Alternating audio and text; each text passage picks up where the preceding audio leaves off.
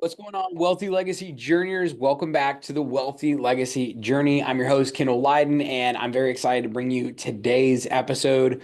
We are going to be talking about continuing on well.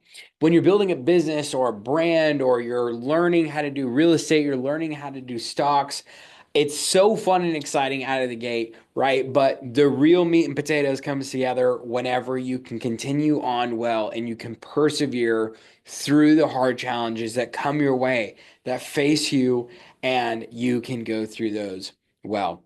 Here inside the brokerage, I'm so sorry I didn't put a video out last week, but I wanted to make sure that I got one this week.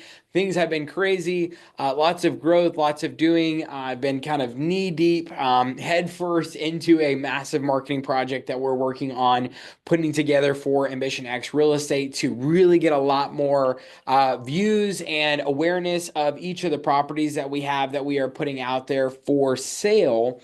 But then with that, I realized that for some of our automated CRM stuff that we're trying to do for like text campaigns and things like that, we were going to have to figure out our privacy policy. So then I had to switch tracks. I had to build out our entire website, which means I had to have all the realtor legal stuff on there, as well as like making everything look really nice and pretty.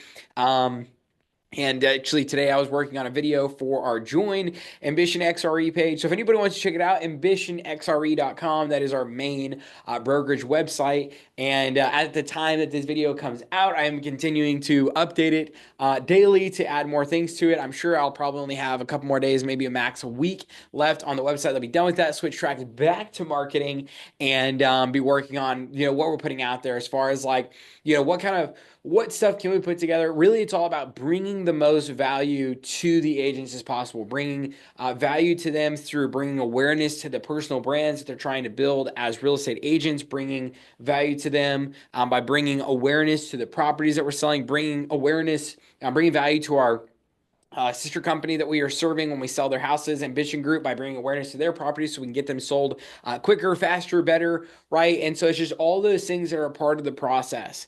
Also, behind the scenes, we are building out a CRM for our agents for all those leads to go into inside of Follow Up Boss, and working with an awesome tech guy who's helping me out with some of the stuff over there. Then we also have our Trello board that is hosting our entire process for getting a property listed and on the market. And that's also being built by the same truck guy, or truck guy, the same tech guy, excuse me. And, he's really putting together all the pieces and the aspects that we need. And so we're about to launch a 2.0 board over there. And so, when I talk about just persevering well, it's a lot of pivoting in what we do. So, it was interesting because just the other day, Nathan came to my office and he said, why have you made this huge switch over to focusing on marketing just out of curiosity? And I was like, well, for me, it's something I realized about my personality is I always need to have something that I'm working on.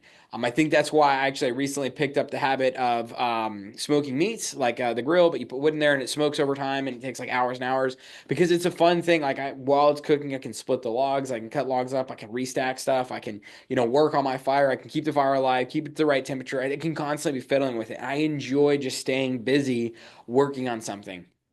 And so that's a good project for me to be able to do when I'm at the house so I don't get into something bigger, right? Because it's just kind of like a one and done. Once the meat's cooked, it's off the grill and you can satisfyingly enjoy it. Satisfyingly enjoy it. But, anyways, my big project though is here at the brokerage. And one of the things, this is kind of my learning curve as an entrepreneur and just my own strengths and weaknesses. I learned that if you guys have been even following with me in the journey for the last couple of years, you'll see this pattern of like I always pick up a new thing. I always pick up a new thing because it takes so long for the other thing to like get up off the ground. One of the cool things about what we're starting here is I feel like I really have the chance to just kind of go from to build the next thing, build the next thing, build the next thing. And so I realized like I was getting to this point where the sell team was stable enough, but it just needed time to grow. And I was just looking at like I want to tweak it, I want to change it, I want to iterate it, I want more data, I want to fix it. And it was like I couldn't because I didn't have the right data, I didn't have the right information. But what I did recognize was that there's this huge need for marketing over here, and that's what I need to focus on next.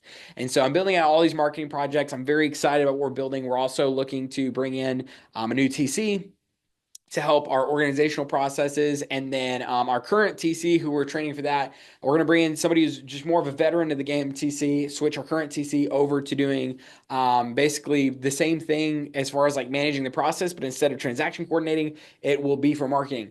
And so I'm building all the templates and funnel hacking, lots and lots of funnel hacking. I've been funnel hacking websites. I've been funnel hacking social media campaigns. I've been funnel hacking all these real estate agents all over the place, whether it's brokerages, teams, agents specifically. I've been doing lots and lots of funnel hacking and just looking at their process. How do these people build awareness? How are these people turning awareness into leads? How are they turning leads into closed deals? What are the hooks? What are the stories? What are the offers that they're making? And then how can I mirror that in some way? Not copy, because specifically, if you look at the funnel hacking code, I guess you would call it, from Russell Brunson, he always says never copy because that's wrong, right? And we agree, copying is wrong.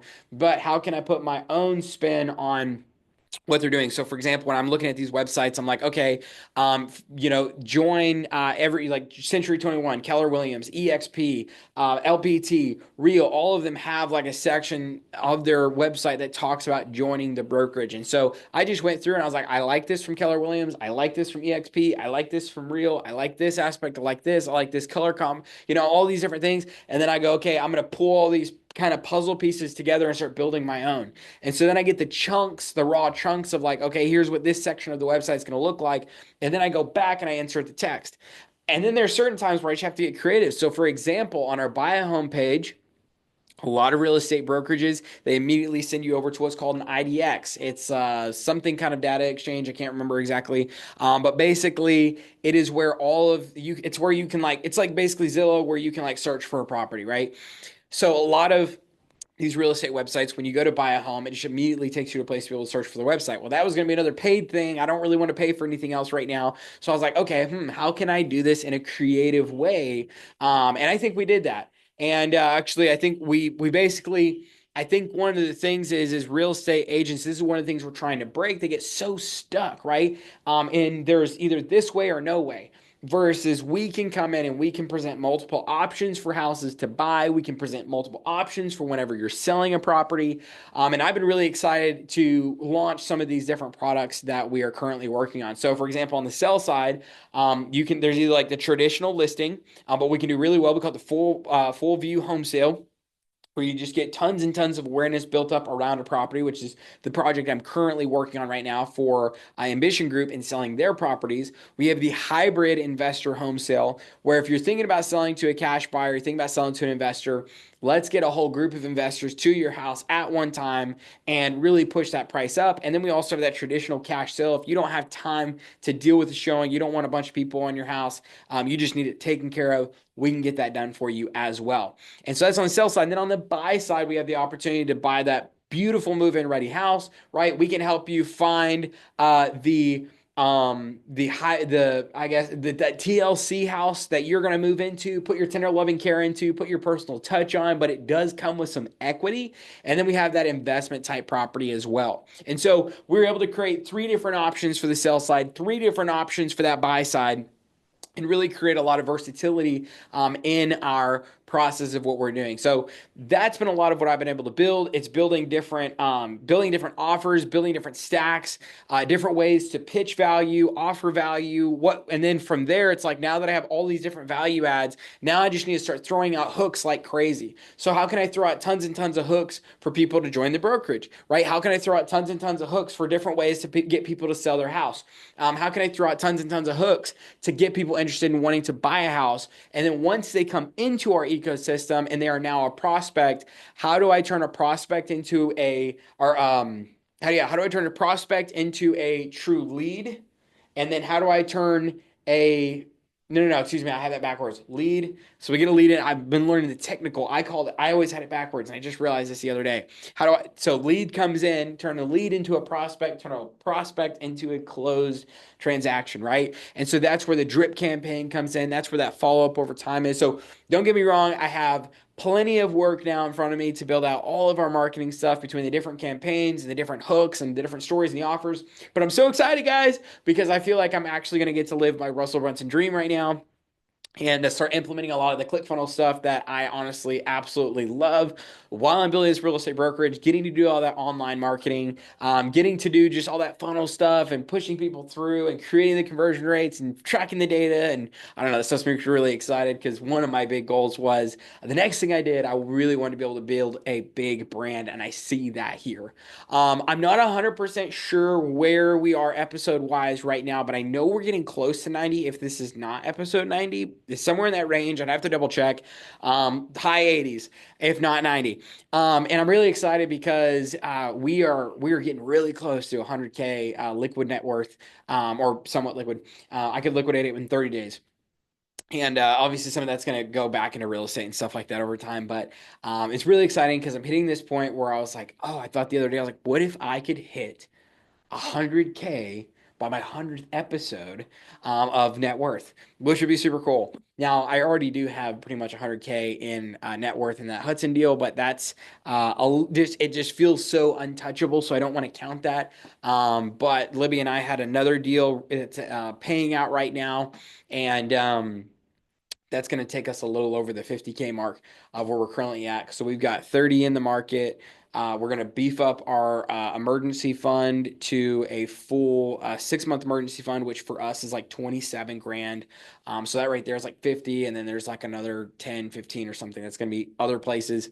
Plus, then we have Hudson. So now I got to get those Hudsons to sell. So I was going to hit up Nathan and be like, bro, if we get one of those lots to sell, push it pretty aggressively, I could hit that 100K net worth by episode 100, which would be kind of a really cool thing to be able to do and be very exciting. So that's kind of the real estate side of things. For the stocks, it's been in a really interesting place with the market. If anybody else is watching it right now, it was down and then it was sideways and now it's just kind of hanging out there. We had chop excess last week, but it wasn't near as eventful as I thought, but it's still sitting under major resistance. So that price hasn't quite bumped through yet. I'm holding 10% of my portfolio as insurance. I took off like half of it. If you guys remember from before. And so I have, about $15,000 freed up cash. Plus I have a 10% insurance hedge on my portfolio right now because it hasn't really broken through and turned that resistance into support. So if it does break through, turns the resistance into support, then I'll kill the insurance and I'll take a small loss on it, but it did cover me in case the market fell again. But then on the other side, if it keeps bumping off this resistance here and then ends up falling down, I'm gonna be sure glad that I'm holding on to that insurance. And if it breaks key levels, I actually will beef up my insurance on the way down, and then I have more buy points down below us. So that's kind of my strategy for the stock market. It's just kind of a sit, wait, see what happens kind of environment right now. I did get to close on my second lot of Bido the other day, which is cool. So now I have two lots of a cash flowing. That's like dividend paying. Is it an ETF? I think it is an ETF. So yeah, I mean, it's been really cool. Lots of growing. Been very interesting to see what's happening in the market, both real estate and stocks. See how that's all coming together. What are the tariffs going to do? Everybody's like scared, doesn't know what's going to happen. I'm just trying to make wise decisions one after the other. Another thing that we're going to do, speaking of wise decisions, is 3 months of our emergency fund is going to be held cash. The other 3 months we're going to hold in gold. That's always been my goal for a long time. Gold has been on a little bit of a run lately, but a lot of the people that I listen to say that gold could continue going, and they make some really strong arguments as to why. I shouldn't try to give. It would be secondhand knowledge if I gave it to you guys. But I will say one of the dudes that I listen to for this is Robert Kiyosaki. Uh, Ray Dalio talks some about the gold stuff. And there's some other great prominent investors out there that you guys should go listen to if you're curious about some more of the information on the gold side of things. But so we'll have about 13.5 in cash, and then we'll have about 13.5 in gold. And then, the rest of stuff will be, stocks. And I'm actually thinking about maybe diversifying a little bit, buying some more real estate. Because I guess I'm in this point right now where I'm like, well, the market could go down, but at the same time, if the market just kind of goes up and goes sideways for a while before it rips again, I also don't want to miss out on it. And it is cash that I have. So as more cash comes in, we're continuing to beef up our reserves, but at the same time, also find meaningful ways to deploy that into the market. Um, with that said, I think I'm going to be kind of wrapping it up because I am tired from the last few weeks, and I can already feel that video is making me a little bit more tired, and I've got a full fun weekend ahead of me. So I let's end it with our identity mantra, which I don't have it up anywhere, so I'm gonna have to hopefully have this memorized correctly by this point. But I'm a far ways into this video series, so I think I've got it. But I'll say it first. You guys say it after me. All right. I explore the unknown. I conquer new frontiers. My journey is powerful. In my wake is a wealthy legacy. Oh, I have it memorized. Oh, it feels good. It just as a reminder, the way we define wealth here at the Wealthy Legacy Journey is the ability to make an income without having to lift a finger, I think is what it is. I'm a little bit off on that. The ability to be able to make an income without having to lift a finger. And it's a lot of what we're doing, like on Bido and stuff like that. We also earn some dividends off of our SPY, or it's not SPY. We're holding SPLG. And we have some dividends that we're making off that, plus the growth over time. It's kind of the Dave Ramsey way, like stack cash into the S&P 500 until you have enough to buy a rental, and then you go buy a rental. I don't know if we're going to follow that strategy 100%, but like 70-80% probably we will. Um, and then the way we define legacy is leaving a long-lasting fruit, uh, leaving a long-lasting impact after you're gone. But you will leave fruit, whether that fruit be good or bad, it's totally up to you and the seeds that you plant. So just remember, if you want to leave good fruit behind for the world around you, whenever it's all said and done, plant good seeds, cultivate good trees, and your life will bear good fruit. With all that said, guys, it's been awesome hanging out with y'all today, and I will see y'all on the next episode. Bye, everybody.